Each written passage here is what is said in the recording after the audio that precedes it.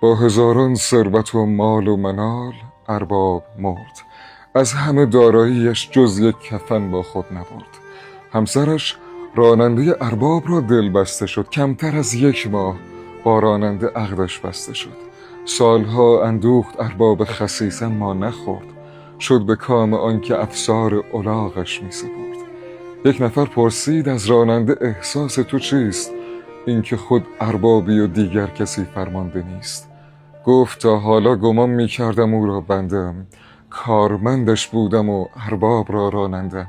حال فهمیدم که نه، او رنج من می برده است. فکر من بوده که عمری نان جو می خورده است. با تو هستم ای که مال اندوختی از خیر و شر.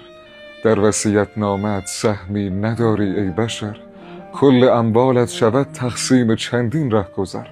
شوی همسر یا جفت دختر یا که همخواب پسر. ای حریص مال دنیا هیچ میدانی که ای. شک نکن یا کارمند 1 نفر یا هر 3. تا توانداری سفر کن شاد باش و هم ببخش. تا نبیند روحت از شمشیر حسرت خط و خش. آره عزیزم.